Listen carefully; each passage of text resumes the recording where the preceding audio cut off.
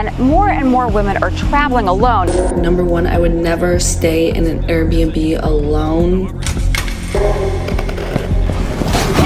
Florida woman traveling alone in Costa Rica was found stabbed to death in her Airbnb. But is traveling solo a good idea? And could it be dangerous? Imagine you're going about your day, but you don't realize that someone is recording you. You never know who's listening, watching. They're watching us.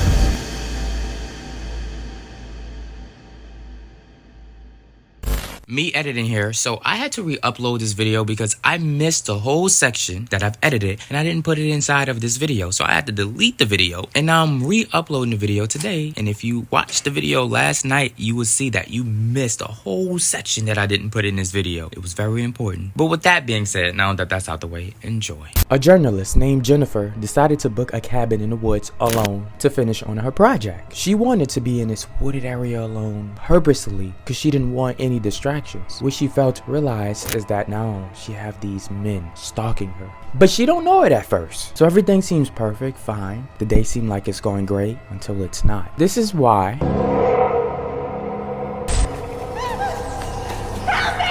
you should never travel alone. Let's get into this crazy story. Supporters, I cannot thank y'all enough. I literally can't. It truly makes my day when I see that y'all have y'all snack. And what's going on? Everybody getting sick? COVID done came back. I'm not sick right now, and I don't want to get sick, but everybody around me is sick. All of my friends are sick. All of my family is sick. Are you sick? Here, I know your nose snotty as and you need it. Thank me later. With that being said, shout out Corey X Kitchen. Just bust it in his face real quick. Y'all already know what I'm about to say. Go get your snacks. I just started off in your grill. Now Jennifer goes to the shop to pick up the keys for the cabin from the cabin owner. The cabin owner specifically told her it is very difficult to get here. I want to let you know that, but here's the map on how to get here. Once you get through this stressful process of trying to get there, the peace, the view, the whole nature behind everything that you see is going to be well worth the stress. So enjoy it, have a safe road trip.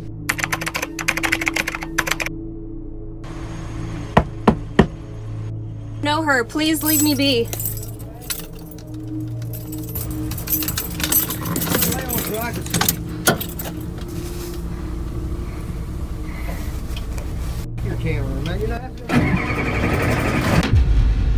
So she's driving to the cabin and she gets lost and stressed because it was indeed very difficult for her. Now, this is when she stops at a gas station to get some gas, obviously, but she come across these three men. Soon as she get out the car, just staring at her. These guys go by the name of Andy, Stanley, and Johnny. These guys trying to flirt with her and trying to break the ice with her, trying to get closer to her, but she wasn't having it. She wanted to get to her cabin. Instead, she said, "Excuse me guys, I'm having a hard, stressful time trying to get to my cabin. Can you help me out? And here's the map. Can you tell me exactly where this cabin is?" Big mistake. Me personally, I'd rather get lost than tell three creeps. I don't even want to say creeps, because not everybody is creeps, but three strangers exactly where I'm going. I'm this pretty girl, I'm alone, I'm gonna be at a cabin where if I scream, no one can hear you. Sometimes people are so stupid and they just don't think. And so I hear the footsteps get closer, closer, closer to my tent. And then they stop at the outside of my tent, right at the door. So there's someone standing in front of my door. Finally, I just can't take it any longer. I'm just sitting in my tent, getting freaked out. And I decide to unzip my tent. So I unzip my tent. There is a man I do not know standing outside of my tent, staring at me. But let's just see what happens next. Now, as hours and hours arrive, she made it. The guys done helped her out and helped her get to the cabin. It's exactly how the person described it. If you love nature, if you love swimming in a lake, this spot is for you. Peaceful, calm, relaxing. She immediately unpacks everything. She gets on her computer, begin her project, her journaling. She's relaxing next to this lake and she hears some noise in the trees, a lot of branches. She takes off her glasses and then she felt like, you know what? Maybe it's just birds. Maybe it's deer, some type of animal. Let me finish relaxing and going about my day. Now later that day, she's sitting on her porch, the sun is setting, and she has a shed a few yards away from her house, her cabin. She hears noise in that cabin. Immediately, she puts everything down and she go checks it out. She open it. She's seeing a lot of tools everywhere, even seeing a bottle with the word poison there. But she feel like, you know what, these things that I shouldn't touch if I don't actually need it. Let me go back on my porch, finish journaling, and relaxing. Now remember in the beginning of this video, I said when she goes to this cabin alone, she gets stalked. She's just sipping her wine, doing her journal, and she spills drink on her shirt. She goes inside, she takes off her shirt, goes to the kitchen, trying to rinse it off. Now she's just in a bra. She don't know that she's getting filmed. But nothing happens this night. She's just getting recorded on his cell phone. I'm currently being stalked by myself. Oh, I appreciate it. I'm okay. No, I'm good. I don't date. The next morning happens, she goes jogging and she sees this house. She's curious. So she goes up to it and she notices it's very empty. She don't see nothing unusual, nothing odd as she's walking around in this home. So she just leaves and finish her jog and goes back home. She wants to get cleaned up. As she goes in the bathroom, for the first time, she turns on the bathroom sink and notices that it runs brown. Disgusting. And she also noticed that now her toilet is clogged up. But the owner of this cabin said, call this guy named Matthew. The guy then comes and there's a problem. He has a speech problem. It's hard for him to talk. But he fixes the problem. She gets so excited. She kisses him. You don't know him. You just kissing him. What are you doing? What if he becomes obsessed with you? What if he's the creep that's recording you? Because it may not be the guys from the gas station. Anyways, that guy that she kissed, guess what happens? He runs in the woods next to 3 men. Their names is Andy, Stanley, and Johnny. And they all fishing in the area nearby, not too far away from Jennifer. He's excited. He's so happy to tell him what just happened. That girl Jennifer, the pretty girl, you know, the girl that y'all was flirting with that y'all couldn't get? She kissed me. I know. Oh, y'all mad because y'all couldn't get her? And the 3 guys, they looking at this guy like, you? And it kind of almost pissed them off because like, how you? How we can't get him but you can get him? So what Matthew decides to do is take out his camera and shows them the video of her half naked. All of the guys seeing it, and Johnny specifically said, it came out his mouth, he said, these are one of the girls that I know would love to have a good time. Later that night, Jennifer is sleeping on the couch and she wakes up to hearing noises around her house. She checks it out. Cool. Rule number 1, if you're gonna be in a cabin alone, you gotta have a weapon. What are you doing? 2, she felt like, you know what, if this is someone, let me check around the cabin, but then let me go outside of the cabin and check around. What?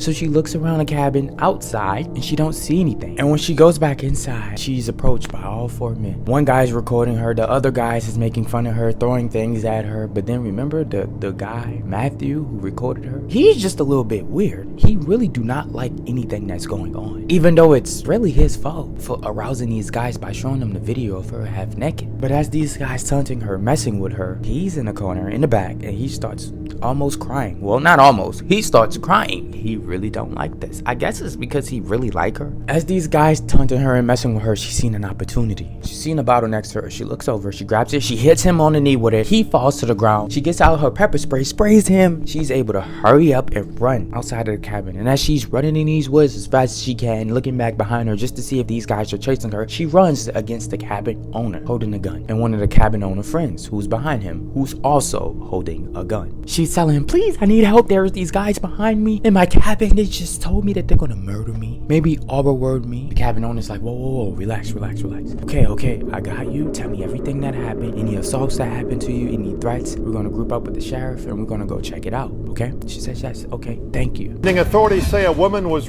near Devil's Den State Park over the weekend while camping. First-degree terroristic threatening and...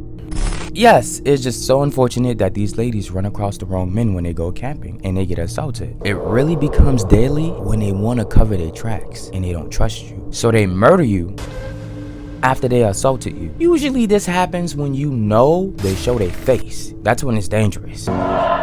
When they don't show their face, they have something covering their face like a mask, then you might live to see another day. For the men that go solo camping and end up dead, it's usually because they run across some serial killer. It's about 2,000 unidentified serial killers every single year. Remember that. Be safe. Back to the story. The sheriff goes in his house with the girl. He sees an alcohol bottle, a weed joint, and he says, you sure that you are not the problem? That these are not all in your head? Because the guys that you're talking about, I grew up with these guys. Matter of fact, I know that these guys would never do something like that. They don't have a history of this at all. You said something about being assaulted or anything like that. Let me check you. Let me pat you down. Let me feel you. I want to see if anything ever happened to you. And as he's feeling her, he tells her to stay right there. Let me feel every part of you. She was in handcuffs by an NYPD detective. And then the 4 guys, Andy, Johnny, Stanley, Matthew, all comes into this house, and a cop then taunts her. Play with her, because actually he was in on it. They told Matthew, take off your clothes. He's like, what?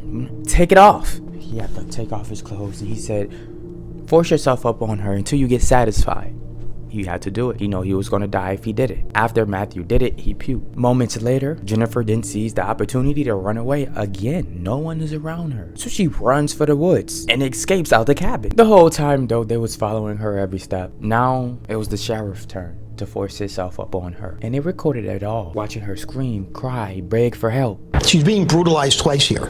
First they she's kidnapped, and then they go ahead and they victimize her again by saying it was consensual. After, she just gets up and starts walking. All of the 5 guys started walking right behind her, and the sheriff was about to shoot her to save his own skin. Matter of fact, he even called his daughter during the midst of Matthew forcing himself up on her. What? Like, sheriff, what if that was your daughter? And right when he was about to shoot her, she fell down and didn't get shot. They wait for her to surface. She never does. They track along the river to see if her body comes up. They don't see her at all. They're kind of scared and worried at this point because maybe she's alive and she just escaped. They go back to the cabin where Jennifer was staying for her little break, and they burn everything that was important to her, even the tapes that was recorded. The sheriff goes to his family, his wife and his kid, like nothing ever happened. The next day, the sheriff ended up returning the cabin keys back to the owner and said, Jennifer, she left. And I want you to realize, before I leave, she was a problematic alcoholic. During the whole time of this guy, Matthew, is really disgusted by all of his friends. He really did not want to ever do this. He just wanted to be the little creeping little weirdo to record her and probably go home and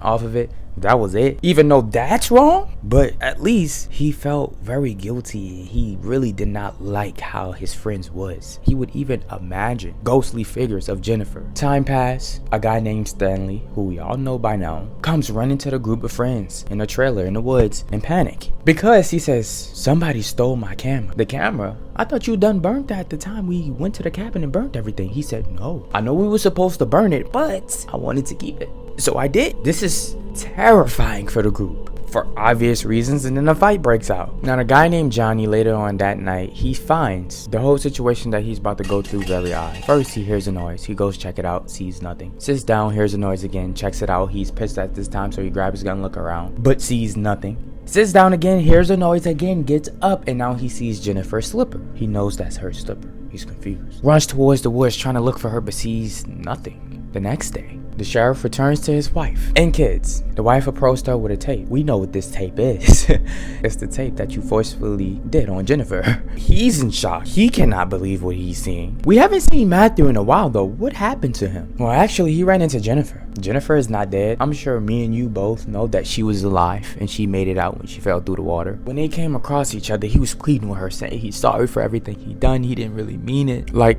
you don't understand. I did not want to force myself up on you, Jennifer. I really didn't. I'm so sorry. Jennifer wasn't having it. She had a rope next to her, put it around his neck, strangled him to death. She didn't care about his tears. Stanley and Andy actually went out in the woods the next day to look for Matthew because they didn't find him for some days and they wanted to find him. They hear music coming from that abandoned house that when she was jogging she found. So they walk up to the place. One guy went in, Stanley stayed out. Stanley comes face to face with Jennifer and he walks up close to her, but then there's a bear trap. He screams out loud. Jennifer runs into the woods, and when Stanley's friend comes out, she's right behind him. Knocked him out with a bat, tied him to a tree, force fed him a dead rat, got a hook, put it in his eye. Like, she was so gruesome with it. She wanted her revenge. She caught a fish, she got the guts, put it all on his face. This attracted the birds to come, and they ended up packing his eyeballs out, and he ended up dying. The other guy, he was also tied up. She placed him on a plank underneath, above a bathroom tub. It was filled with acidic water.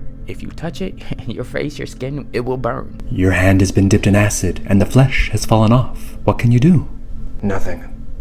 There's nothing you can do. And basically, he had to hell himself up. If he gets tired, gets stressed out from being exhausted, he falls. Body hits the water. His face burns. And she's gonna leave him like this. And eventually, his body gets too tired. He cannot hold himself up anymore. So he falls. and then he stays. He drowns, he burns from the acidic water, and he dies. Next day, Jennifer visited Johnny at the gas station. She turned around and knocked him out. As he tied up, he's naked. The first thing that she do is she get a gun. She noticed that he's peeing himself, by the way. She put this gun in his mouth because this was one of the things that this guy actually did to her when he was hunting her. She got some sharp supplies, chopped off his shoved it in his mouth, and I'm not gonna show that. I don't wanna, you know what I'm saying? This guy is bleeding to death. Those final 2 words, literally, to death, and he dies. Then there's the final boss, the sheriff. And you know, I'm going into this blind just like y'all, so I really don't know what's gonna happen next. The sheriff gets a call from his daughter and said, Dad, my new teacher came. She came to visit me. It was, of course, Jennifer. The sheriff, scared for his family, he goes into panic. He turns the car around and he speeds home. As soon as he goes home, he says, where's my daughter? Because he's face to face with his wife. He said, oh, she went to go play on the playground. He went to go look for her on the playground, but sees nothing. Gets back in his car. Jennifer is in the back seat, knocks him out. Now he's tied up. A shotgun shoved in his asshole. Damn, Jennifer! She shoves it deeper and deeper and deeper in, widening up that hole. I shouldn't even say that. Why would I say that? Why would I do that? I don't want to think about that. She gets a rope, tie the trigger around the shotgun, and then tie it up to Matthew, who's sitting down on the chair. Turns out she didn't murder Matthew. I thought she did. But if Matthew moves his arm just a little bit, pulls the trigger, and the bullet spread is gonna go right up his asshole, literally shooting his ass wide open. Jennifer walks out. She don't want to see it. She knows what's gonna happen. Soon as Matthew wakes up, he screams, but Matthew don't know what's going on, and then all of a sudden, Matthew! And that was the end of the movie. Look, with that being said, I hope y'all enjoyed this video, even though it was kind of a roller coaster. Take care, be safe, bye.